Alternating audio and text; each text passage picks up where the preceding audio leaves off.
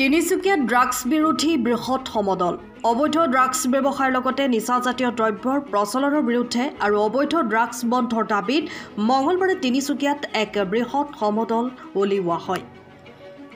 তিনিচুকীয়া জিলা ছাত্ৰ সন্থাৰ উদ্যোগত অসম সেনা, অসম উন্নতি সভা তথা স্থানীয় ৰাইজৰ লগতে আন বিভিন্ন অনুষ্ঠান প্ৰতিষ্ঠানৰ সহযোগত এই সমদল বাহিৰ কৰা হয়। সমদলত স্থানীয় কেইবাখনো শিক্ষানুষ্ঠানৰ ৩ শতাধিক ছাত্ৰ ছাত্ৰীৰ লগতে স্থানীয় বহুসংখ্যক লোকে স্বতঃস্ফূৰ্তভাৱে অংশগ্ৰহণ কৰে। তিনিচুকীয়া আঞ্চলিক ছাত্ৰ সন্থাৰ মুখ্য কাৰ্যালয়ৰ পৰা উলিওৱা এই সমদল ৰাষ্ট্ৰীয় ঘাইপথ হৈ বাণিজ্য চহৰ থানা চাৰিআলিত সামৰণি পৰে। সমদলত অংশগ্ৰহণকাৰীসকলে হাতে হাতে ড্ৰাগছ বিৰোধী বেনাৰ লৈ অবৈধ ড্ৰাগছ বন্ধ কৰক, ড্ৰাগছ ব্যৱসায়ীক ফাঁচি দিয়ক, নিচাজাতীয় সামগ্ৰী বন্ধ কৰক, মাদক দ্ৰব্য বন্ধ কৰক আদি শ্লোগান দি তিনিচুকীয়াৰ আকাশ বতাহ কঁপাই তোলে। সমদলত অংশগ্ৰহণকাৰীসকলে তিনিচুকীয়া জিলাত চলি থকা অবৈধ ড্ৰাগছৰ ৰমৰমীয়া ব্যৱসায় বন্ধ কৰাৰ লগতে এই ব্যৱসায়ৰ লগত জড়িত লোকসকলক গ্ৰেপ্তাৰ কৰি উচিত শাস্তি প্ৰদান কৰিবলৈ প্ৰশাসনৰ ওচৰত দাবী জনায়।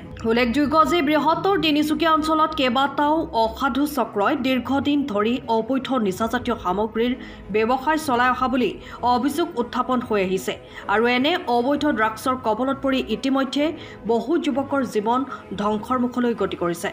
জানিব পৰা মতে অঞ্চলটোৰ বহু সংখ্যক যুৱক এনে মাৰাত্মক ড্ৰাগছৰ প্ৰতি আসক্ত হৈ চিৰদিনলৈ ঘূণীয়া হ'বলগীয়া হৈছে বা চিকিৎসাধীন হ'বলগীয়া হৈছে।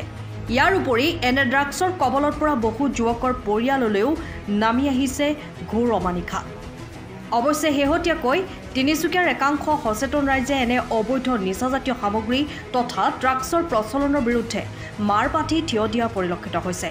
ফলস্বৰূপে ৰাইজৰ সহযোগত তিনিচুকীয়া আৰক্ষী থানাৰ ভাৰপ্ৰাপ্ত বিষয়া পৰাগজ্যোতি বুঢ়াগোহাঁইৰ নেতৃত্বত আৰক্ষীৰ দলে চলোৱা অভিযানত ইতিমধ্যে এনে ড্ৰাগছ ব্যৱসায়ৰ লগত জড়িত কেইবাজনো যুৱকক গ্ৰেপ্তাৰ কৰি জেল হাজতলৈ প্ৰেৰণ কৰিছে। অৱশ্যে এই ব্যৱসায়ৰ লগত জড়িত মূল অভিযুক্ত কেইজনৰ বিৰুদ্ধে কঠোৰ অভিযান চলাবলৈ সচেতন ৰাইজে আৰক্ষীক আহ্বান জনাইছে। অসমৰ যিটো বৰ্তমান সময়ৰ আটাইতকৈ ভয়ংকৰ সমস্যা ড্ৰাগছৰ এগেইনষ্টত আজি এইটো ৰেলীটো হৈছে আৰম্ভ কৰা হৈছে। আছোঁ অসম উন্নতি সভা আৰু অসম সেনা ছাত্ৰ সন্থা, অসম সেনা, অসম উন্নতি সভা আহ্বান মৰ্মে আমি সদৌ তিনিচুকীয়া জিলা ছাত্ৰ সন্থা আজি ড্ৰাগছৰ বিৰুদ্ধে আচলতে এটা সজাগতা সমদল উলিয়াইছোঁ। আচলতে ড্ৰাগছে যি উঠি অহা প্ৰজন্মক শেষ কৰি পেলাইছে আৰু এই ড্ৰাগছ ব্যৱসায়ীসকলক চৰকাৰ প্ৰশাসনে যি নাকি লগাব পৰা নাই তাক আমি তীব্ৰ গৰিহণা দিছোঁ আৰু লগতে এই উঠি অহা প্ৰজন্ম অসমীয়া জাতি বুলি যে এটা জাতি আছিলে এই গোটেই জাতিটো শেষ কৰি পেলাব এই ড্ৰাগছে। আৰু এই কথা যে যি এটা মহামাৰীৰে বিয়পি গৈছে, যোনখন গাঁৱত আমি এটা কথা কওঁ য'ত মোবাইলৰ নেটৱৰ্ক নাপায় সেই ঠাইতো আজিকালি ড্ৰাগছ পাবলৈ মানে সহজতে পাবলগীয়া এটা ব্যৱস্থা হৈছে। ড্ৰাগছ কানি যি ধৰণৰ মাদক দ্ৰব্য যি ধৰণৰ ব্যৱস্থা চলিছে গোটেইখিনি নাকি লগাব লাগিব স্পষ্টভাৱে।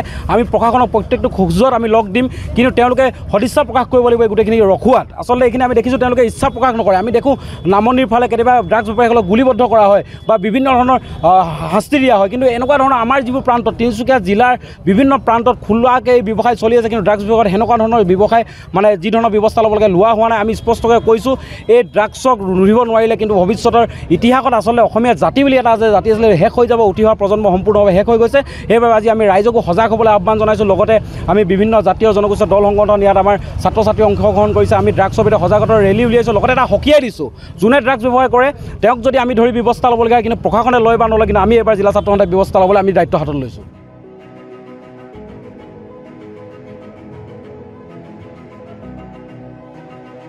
Bureau report, Dapon times.